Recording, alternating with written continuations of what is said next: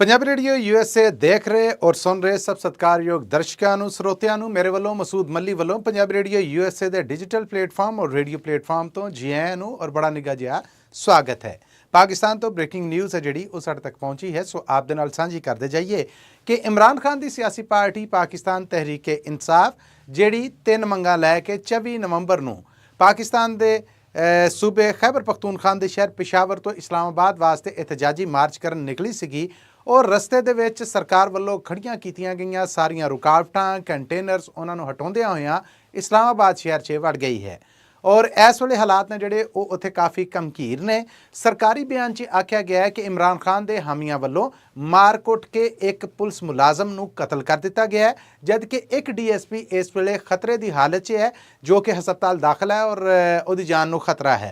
जबकि ताज़ा खबर ये आई है कि इमरान खान के हामियां वल्लों झड़पां दे विच पाकिस्तानी फौज के नीम फौजी दस्ते जिन्होंने रेंजर्स कहा जाता है उन्होंने दे 4 मुलाजमां नूं या फोर्सिस के 4 ड्यूटी करते लोगों को कतल कर दिता गया है, जिहदे तो बाद पाकिस्तान के federal interior minister Mohsin Naqvi होना वल्लों इस्लामाबाद शहर का कंट्रोल फौज के सपुर्द कर दिता गया है और आख्या गया है कि जिथे भी हुण कोई छेड़छाड़ करेगा या अगे वधेगा उन्होंने गोली मार दी जाए।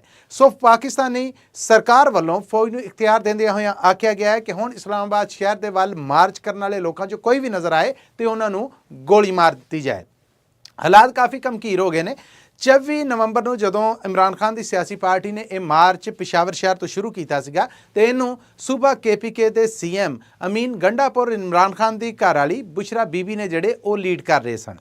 हुण तो कुछ घंटे पहलां तक ये भी इतलावां आउंदियां रहियां कि सरकार और इमरान खान की सियासी पार्टी के जिहड़े जिम्मेदार ने उन्हां दी आपस 'च गलबात चल रही है।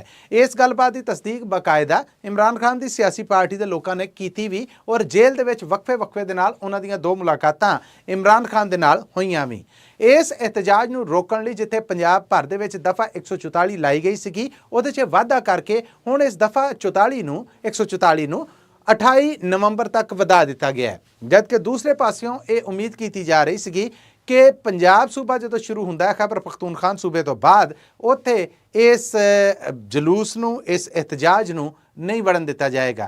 पर इमरान खान की जिहड़ी सूबा सरकार है वो अमीन गंडापुर जिहड़े कि उत्थों दे CM ने उन्हां दी और बुशरा बीबी की अगवाई दे विच लगातार अगे वधदे रहे। वो क्रेनां नाल लैके आए सन, उन्होंने रुकावटां कंटेनर हटाए और उस तो बाद पंजाब की हद दे विच आ गए, जिथों वो पहले जिले अटक तो हुंदे होए तुरद्या होया उहदी तहसील हसन अब्दाल बुरहान ये सारे इलाके ने जिहड़े उतों पिंडी तक अपड़े।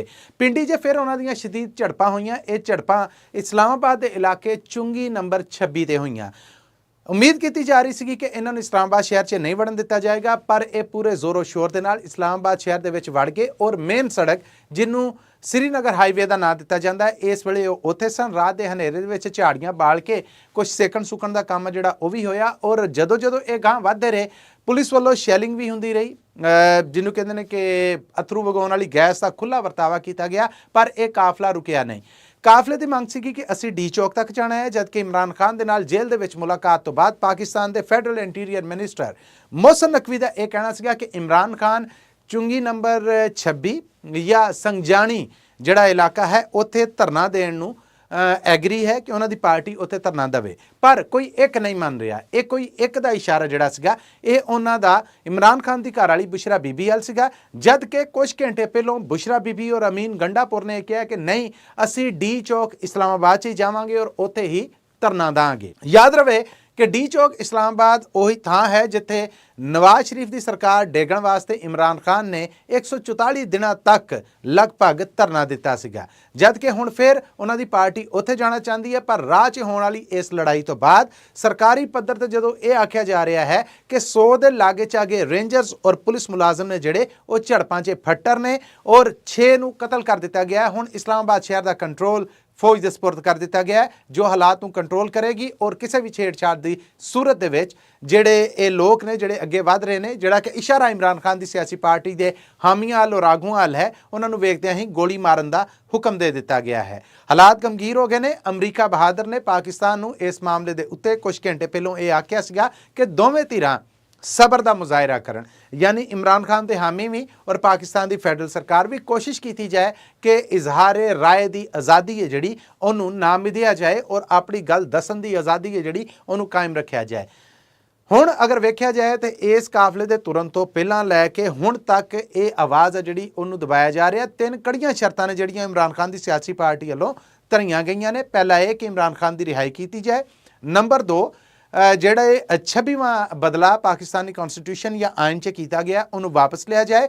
ਔਰ ਨੰਬਰ 3 ਸਾਡਾ ਚੁਰਾਇਆ ਹੋਇਆ ਇਲੈਕਸ਼ਨ ਮੈਂਡੇਟ ਸਾਨੂੰ ਵਾਪਸ ਦਿੱਤਾ ਜਾਏ। ਜ਼ੋਰਾ ਤੱਕੀ ਦੀ ਸਰਕਾਰ ਹੈ ਜਿਹੜੀ ਇਹਨੂੰ ਹਟਾਇਆ ਜਾਏ। ਤਿੰਨਾਂ ਦੇ ਵਿੱਚੋਂ ਇਮਰਾਨ ਖਾਨ ਦੀ ਸਿਆਸੀ ਪਾਰਟੀ ਦੇ ਲਤੀਫ ਖੋਸਾ ਹੋਣਾ ਨੇ ਇੱਕ ਪਾਕਿਸਤਾਨੀ ਟੀਵੀ ਚੈਨਲ ਦੇ ਨਾਲ ਗੱਲਬਾਤ ਕਰਦਿਆਂ ਆਖਿਆ ਸੀਗਾ ਕਿ ਕੋਈ ਵੀ ਸ਼ਰਤ ਐਸੀ ਨਹੀਂ ਗੀ ਜਿਹੜੀ ਕਿ ਨਾ ਮੰਨੀ ਜਾਏ। ਪਿਛਲੇ ਸਾਰੇ ਮੁਕੱਦਮਿਆਂ 'ਚ ਇਮਰਾਨ ਖਾਨ ਹੁਣੇ ਬਰੀ ਹੋ ਗਏ ਨੇ। ਨਵਾਂ ਮੁਕੱਦਮਾ ਬਣਾ ਕੇ ਉਹਨਾਂ ਨੂੰ ਅੰਦਰ ਕੈਦ ਕੀਤਾ ਜਾ ਰਿਹਾ ਆ। ਇਮਰਾਨ ਖਾਨ ਦੀ ਰਿਹਾਈ ਤੋਂ ਬਗੈਰ ਵਾਪਸ ਨਹੀਂ ਮੁੜਾਂਗੇ, ਇਹੋ ਹੀ ਆਖਣਾ ਸੀਗਾ ਲਤੀਫ ਖੋਸਾ ਹੋਣਾ ਦਾ। ਇਹੋ ਹੀ ਆਖਣਾ ਇਮਰਾਨ ਖਾਨ ਦੀ ਘਰ ਵਾਲੀ ਬੁਸ਼ਰਾ ਬੀਬੀ ਦਾ ਔਰ ਇਹੋ ਹੀ ਆਖਣਾ ਆ ਸੂਬਾ KPK ਯਾਨੀ ਖੈਬਰ ਪਖਤੂਨਖਵਾਨ ਦੇ CM ਇਮਰਾਨ ਖਾਨ ਦੀ ਜਮਾਤ ਤੋਂ ਨੇ ਜੋ ਅਮੀਨ ਗੰਡਾਪੁਰ ਉਹਨਾਂ ਦਾ। ਪਰ ਇਸਲਾਮਾਬਾਦ ਸ਼ਹਿਰ ਇੱਕ ਜੰਗ ਜਦਲ ਔਰ ਗੰਭੀਰ सूरत हाल का शिकार हुंदा नज़र आ रहा है। खतरा है कि वड्डा खून खराबा हो सकता है।